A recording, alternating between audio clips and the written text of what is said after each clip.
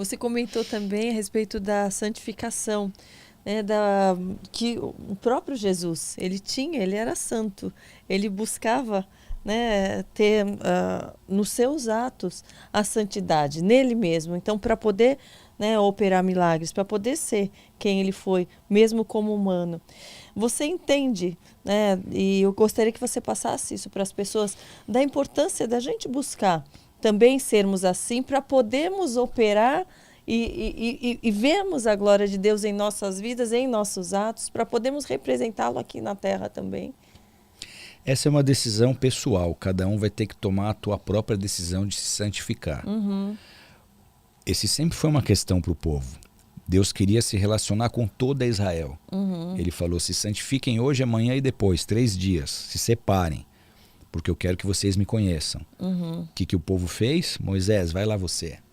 Deixa a gente aqui, tudo que Deus falar, a gente vai acreditar, a gente vai obedecer. Mas eles não quiseram pagar o preço, eles não se santificaram, por isso que eles não puderam subir o monte.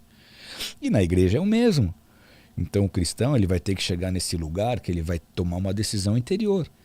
Eu quero um cristianismo autêntico, eu quero mergulhos profundos, eu quero conhecer Deus porque Ele anda comigo, eu quero ter visões, eu quero ver curas, eu quero ver sobrenaturalidade no meu ministério, eu quero ser aprovado por Deus, ou eu me conformo com a religião?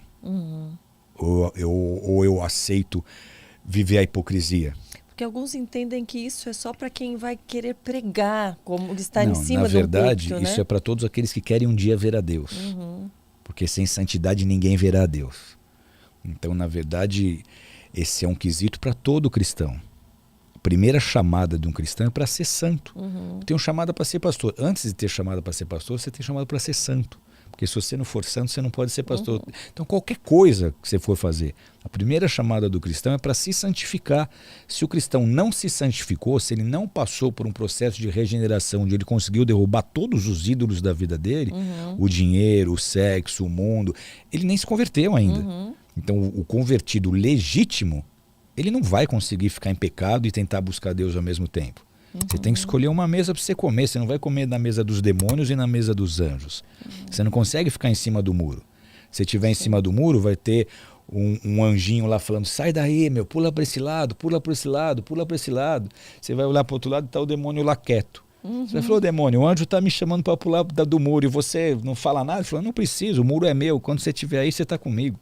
Então é exatamente isso. Tem muitas pessoas que não vivem na terra o reino de Deus porque eles se acomodam com isso. Eles querem ter o melhor do mundo e o melhor do reino. Não dá. Isso é impossível. Ou você vai agradar o mundo ou você vai agradar a Deus. E na prática, eu sei o que é, mas eu gostaria que você passasse para as pessoas, porque eu percebo que muitas ouvem e não sabem na prática. Eu recebo, olha, dezenas de mensagens no meu Instagram. Karina, você fala tanto sobre se santificar, que você está se santificando. O que é isso? Você vai virar santo agora? O que é? As pessoas às vezes não sabem o básico. A palavra santidade significa separado. Então eu estou me separando para Deus. Se eu realmente quero pertencer a Deus, Ele é santo, não tem nada de impuro nele, não tem pecado nele. Então a tendência é que tudo aquilo que não agrada a Deus saia da minha vida. Então uma pessoa de fora vai se confundir mesmo. Ela quer ser beata, ela quer ser santa, vai ter a Santa Karina. Então a gente tem que explicar. Falar, você se santificar é você deixar Deus tirar de dentro de você tudo que é podre, tudo que não presta. Ele vai te expurgar, ele vai te espremer e aquilo que desagrada a ele sai.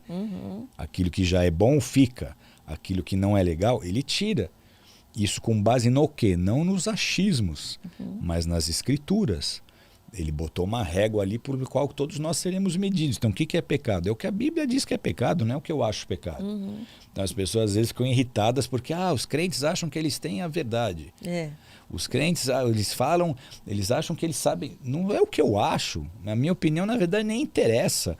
O que interessa é que está escrito. Alguns anos atrás, estou dando uma entrevista para Marília Gabriela, ela me pergunta de cara, o que é pecado? Aí eu começo a explicar, ela já me corta e fala, sexo é pecado? E eu tento explicar que o sexo ele foi feito por um ideal de casamento. E que tudo que está fora do casamento ou é fornicação ou é adultério. Então, dentro do casamento, ok. Fora do casamento, segundo as escrituras, não é o que eu acho. Sim. É o que a Bíblia ensina.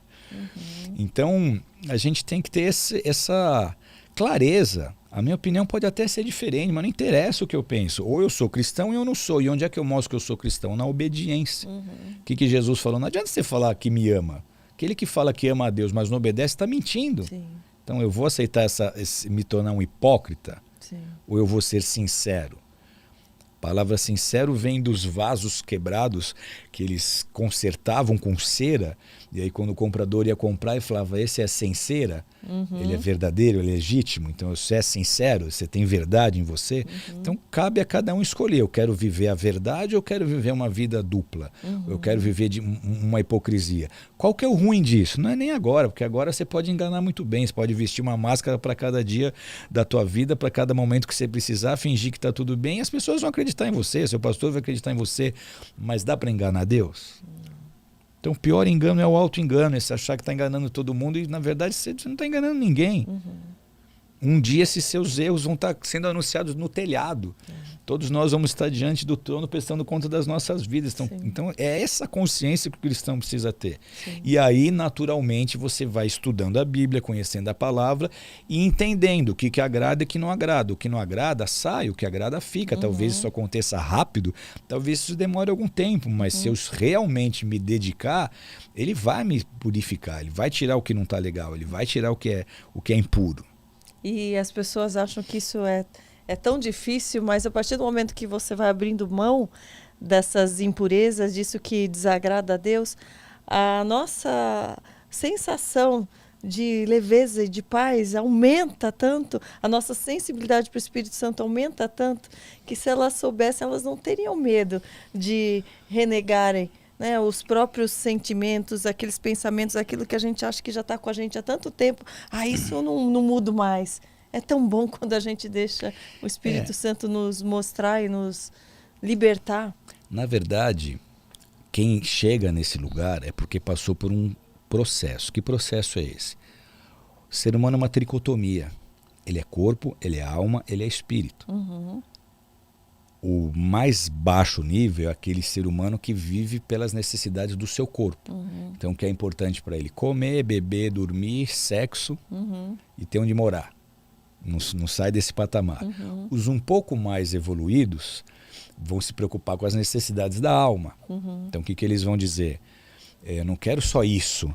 Eu quero filantropia, eu quero fazer o bem ao próximo, eu quero ajudar, eu também quero turismo, eu quero lazer, eu quero entretenimento, eu quero conhecimento. Ele está se evoluindo. Só que o lugar onde o ser humano mais evolui é quando ele entende as suas necessidades espirituais. Eu sou corpo, eu sou alma, eu sou espírito. Então, legal você malhar, tomar sua proteína, tomar seu GH, ir para academia, cuidar do seu corpo. Tá tudo certo, tá valendo, tenha saúde. Mas... Agora, você também tem uma alma, tá cuidando dela? Faço terapia, me preocupo, estudo, procuro me desenvolver. E o espírito? Então as pessoas não acordam para a realidade de que elas também são um espírito. Eu sou um corpo, eu sou uma alma, eu sou um espírito. Então quando eu chego nessa posição de que ok, eu quero buscar o melhor.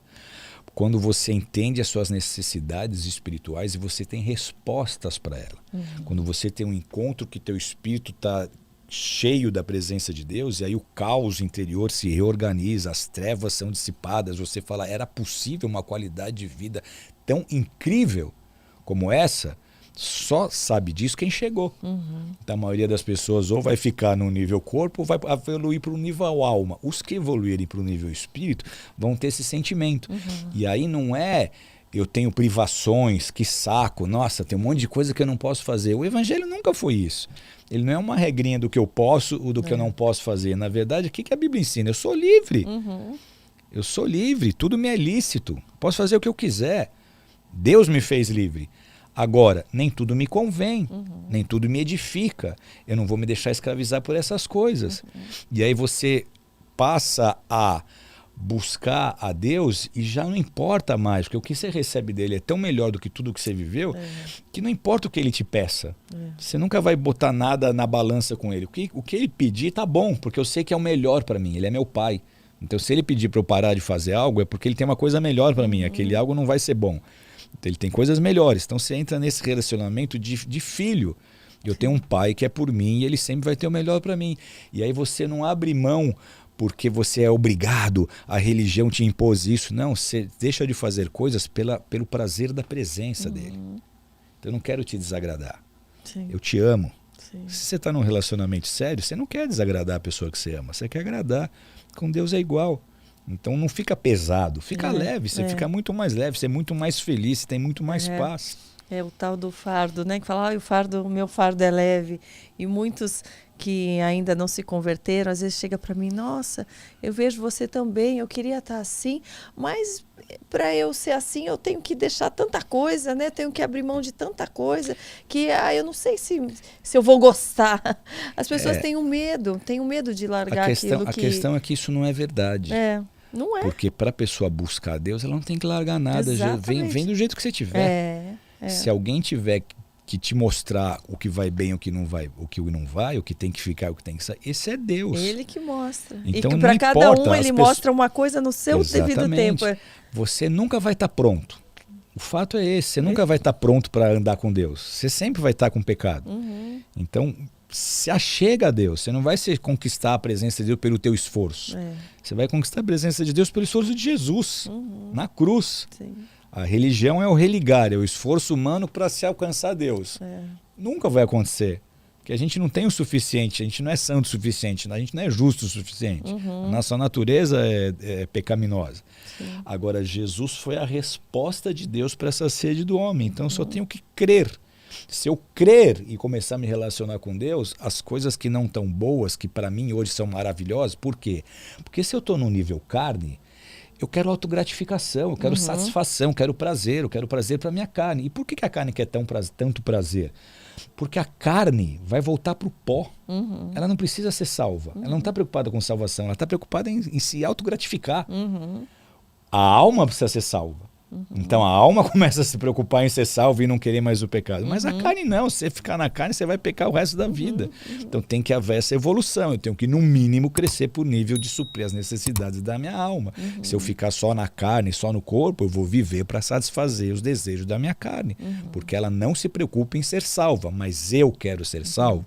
Minha alma quer ser salva, eu quero ir para o céu, eu quero conhecer o meu Criador, eu quero me reconectar com Ele.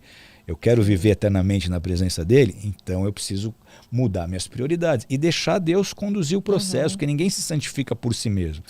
Você não consegue sozinho deixar de pecar, isso é obra do Espírito Santo. Deus vem e ele te faz perder o prazer naquilo que vai desagradar a ele. É maravilhoso viver esse processo.